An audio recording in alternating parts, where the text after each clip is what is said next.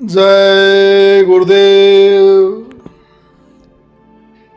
परम पूज्य स्वामी जी महाराज का चकिया का ऐतिहासिक सत्संग कार्यक्रम 14 जून को ये सत्संग कार्यक्रम हुआ था। बड़े ही ध्यान से आप इसे सुनिए। गांव के निवासियों, आप सब आगे आकर सामने बैठें। मैं आपका दर्शन करूं, आप मेरा दर्शन करें। अगर आप मेरी ओर ध्यान नहीं देंगे तो आप कुछ समझ नहीं सकेंगे।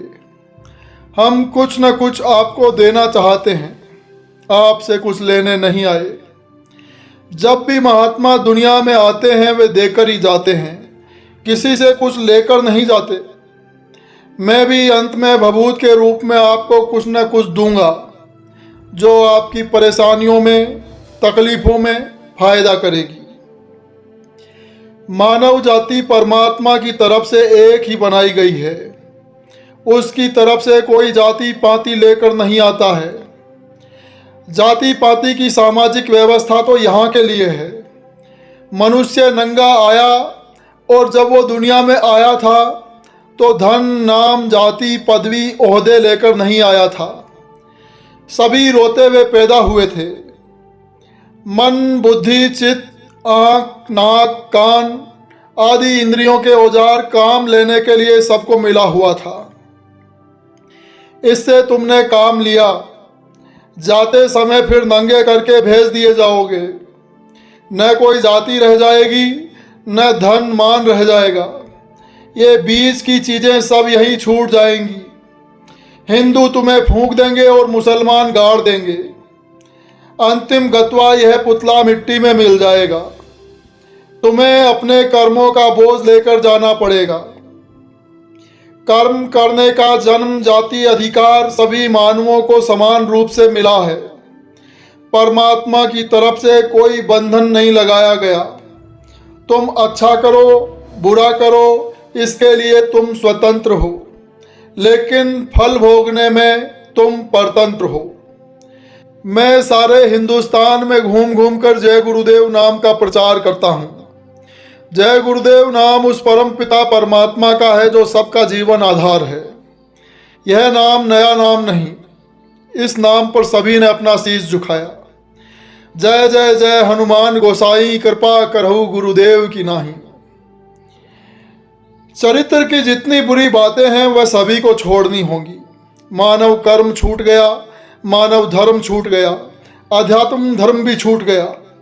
इसीलिए आत्म कल्याण में अनेक बाधाएं खड़ी हो गई। उन बाधाओं को हटाने के लिए कुछ न कुछ तो करना ही पड़ेगा। मैंने गुजरात में औरतों को फावड़े और कुदाल चलाते हुए देखा तो मैंने जब उनसे पूछा कि तुमने ये काम पहले भी किया है तो उन्होंने उत्तर दिया कि नहीं, पहले नहीं किया है, लेकिन अब इस पेट को भरने के लिए करना पड़ रहा है। मुझे बहुत दुख हुआ कि उन माताओं के 2-2, 4-4 महीनों के बच्चे जिन्हें वे सड़कों के किनारे धूप में लिटाकर अपने काम में लगी हुई है, उन रोते बच्चों को कोई पूछने वाला नहीं। कल मैं गांव की झोपड़ियों में गया। वहां जा जाकर मैंने देखा झोपड़ियों में थोड़े बहुत बर्तन थे, किसी के बर्तन में कुछ नहीं था। कहीं कहीं थोड़ा बहुत कुछ मिला जुला अनाज रखा था। मैं सोचने लगा कि जब ये अपना पेट नहीं भर पाते हैं तो यह और काम कैसे कर पाते होंगे। कोई बीमारी आती होगी तो दवा कहाँ से करते होंगे, या और ज़रूरतें इनकी कैसे पूरी होती होंगी। बाबा जी असलियत और दुख दर्द की बात करते हैं। ये बाबा जी गरीबों के जिस्म से जिस्म मिलाकर उनकी पूरी बातों को सुनेंगे और देखते हैं कि कैसे वैचारिक जागरण नहीं होता है। महात्माओं के पास वह संतोष धन होता है जिसे वे सबको दे देते हैं और सबकी आत्मिक शक्ति जगती है। शारीरिक और आत्मिक शक्ति जगाने से कितना आनंद मिलता है, इसे तो वही अनुभव करते हैं। चंद दिनों में परिवर्तन होने लगेगा। मैंने सन 74 में कहा था कि 1 साल 4 महीने में कुछ होगा। गुप्तचर विभाग के लोगों ने लखनऊ में इसको नोट करके रखा था। आपने अखबारों में सुना होगा कि न्यायाधीश सिन्हा ने कितना बड़ा काम किया। कानून की इतनी बड़ी रक्षा की और उन्होंने ये सिद्ध करके दिखाया कि कानून गरीबों का भी होता है, अमीरों का ही नहीं। अपने ऐतिहासिक फैसले से विश्व का रिकॉर्ड खत्म कर दिया, प्रधानमंत्री को अलग कर दिया। 1 साल 4 महीना तो मेरा 17 जून को पूरा होता है, उसके पहले ही आपको एक दिन में 3 घटनाएं देखने को मिली। प्रधानमंत्री का फैसला, गुजरात का चुनाव परिणाम और एक बड़े नेता का निधन। मैंने गुजरात में कहा था कि कांग्रेस अब की यहाँ नहीं जीत सकती है। 3 बातें पूरी हुई, मेरी चौथी बात भी पूरी होगी। चाहे जब भी 75 या 76 में दिल्ली का चुनाव होगा, कांग्रेस समाप्त हो जाएगी। मैंने इतना वैचारिक जागरण कर दिया है, यह फैसला है और इसका पूरा समर्थन प्राप्त है।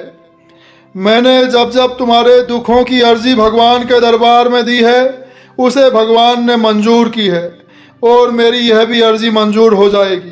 बाबा जी मतलब की बात कहते हैं। मैं परसों यहाँ आया तो बहुत तेज गर्मी थी। लोगों ने कहा कि महाराज, लोग कैसे इस गर्मी में आएंगे और मैदान में रहेंगे। मैंने उनको कहा कि कोई न कोई प्रबंध भगवान कर देगा। मैंने रात को भगवान से प्रार्थना की कि ये धर्म प्रेमी जो दूर दूर से आ रहे हैं, इन पर तुम कृपा करो। और आज आप देखिए, गर्मी भी कम हो गई है और हवा भी चल रही है। देश में मैंने 1 करोड़ साधुओं का आह्वान किया है कि अब तुम्हें कंदराओं गुफाओं में बैठने की या मठ या आश्रमों में बंधने की ज़रूरत नहीं है।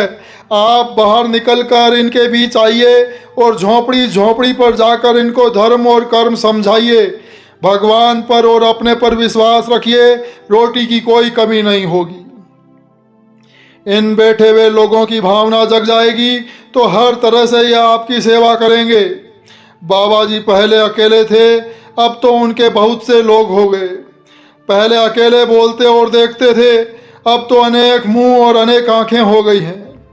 कृष्ण ने भी पहले अकेले आवाज़ लगाई, पीछे पांडवों को मिला लिया और इतना बड़ा काम कर दिया। यह दरिया बह चली मानव आत्माओं के जगाने की, आत्म कल्याण की, वैचारिक जागरण की।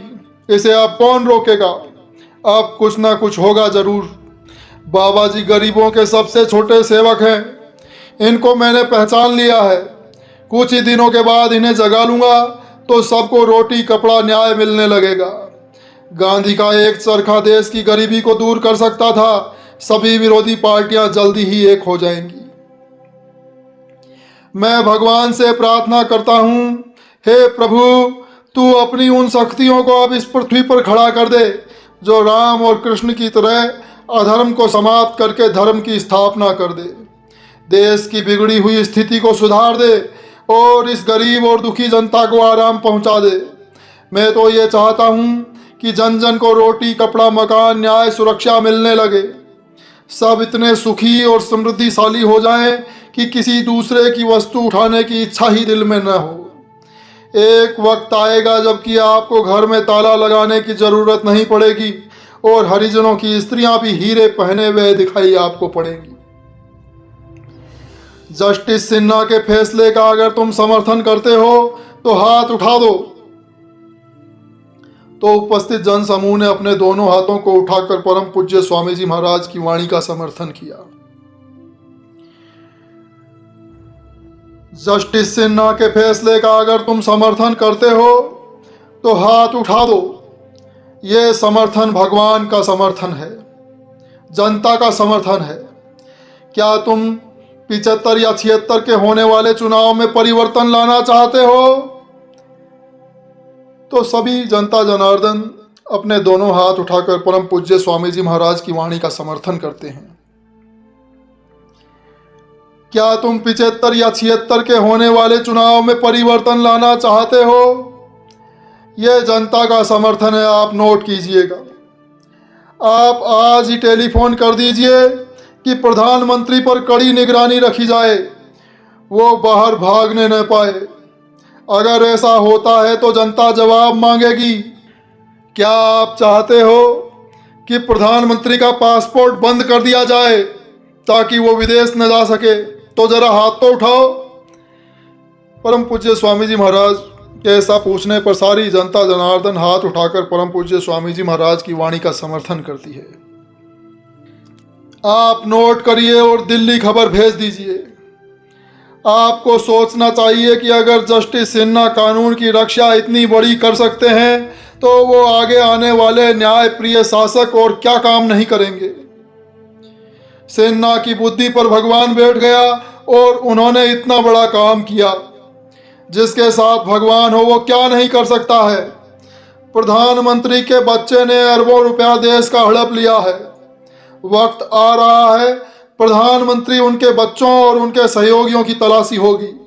जनता के सामने खुले मैदान में न्याय होगा। प्रधानमंत्री को चाहिए कि आज ही रात को इस्तीफा दे दे। मैं कहना तो बहुत कुछ चाहता था लेकिन मैंने अपने को रोक लिया। आपके कष्टों को देखकर मुझे अंदर से रुलाई सी आ गई। आपके कष्टों में ये बाबा आगे क्या क्या बोलेगा वो आपको मालूम नहीं है। ये सत्संग का कार्यक्रम महत्वपूर्ण है। इसके बाद कुछ दिनों तक आपको ऐसा सत्संग सुनने को नहीं मिल पाएगा। एक बहुत बड़ा परिवर्तन भगवान की इच्छानुसार होने वाला है। इसे कोई भी नहीं रोक सकता है। सखिया का ऐतिहासिक सत्संग करके जब परम पूज्य स्वामी जी महाराज लखनऊ, कानपुर, फर्रुखाबाद आदि अनेक स्थानों में जगह जगह प्रेमियों को दर्शन देते हुए मिले तो स्वामी जी महाराज कहे थे कि तुम सब लोग जेल जाने को तैयार रहना। अब वक्त आ गया है, कभी भी जेल जाना हो सकता है। आश्रम पर जब स्वामी जी महाराज पहुंचे उसके बाद इमरजेंसी की घोषणा हुई थी। प्रेमियों ने जो स्वामी जी महाराज के साथ थे, स्वामी जी महाराज से प्रेमियों ने कहा कि स्वामी जी आप कहीं चले जाइए, ये इंदिरा गांधी आपको भी नहीं छोड़ेगी। तब स्वामी जी महाराज ने हंसकर जवाब दिया था कि मैं कहीं नहीं जाऊंगा, मैं तो इंतजार कर रहा हूं। 29 जून सन 1975 को अपने जब स्वामी जी महाराज को गिरफ्तार किया गया था और स्वामी जी महाराज को जेल भेजा गया था, उस समय स्वामी जी महाराज ने मथुरा में संगत को कुछ निर्देश दिए। सब लोग साधन भजन सुमिरन में लगे रहें, संगत को संगठित रखना, शांत रहना, समय का इंतजार करना। जुलाई 1974 में गुरु पूर्णिमा के मौके पर 4 लाख लोग संगत के उपस्थित थे। उनके सामने स्वामी जी महाराज ने प्रतिज्ञा के रूप में बात कही थी और प्रेमियों का समर्थन लिया था। क्या थी वो बात, वो सुनिए। जो भी तकलीफ आएगी उसे सह लोगे, डरोगे तो नहीं। तो संगत ने अपने दोनों हाथ उठाकर परम पूज्य स्वामी जी महाराज की बात का समर्थन किया था और संगत ने समर्थन किया कि हम आपके साथ हैं। स्वामी जी महाराज ने कहा था कि यहाँ का ये समर्थन पूरे हिंदुस्तान की संगत का समर्थन है। आप नोट कर लें इसको। ये डरेंगे नहीं और सब सह लेंगे तो ये क्या नहीं कर सकते। प्रेमियों, हर तकलीफों को मालिक की सौगात समझकर सर माथे लगा लेना। यह था परम पूज्य स्वामी जी महाराज का चकिया का ऐतिहासिक सत्संग। जय गुरुदेव।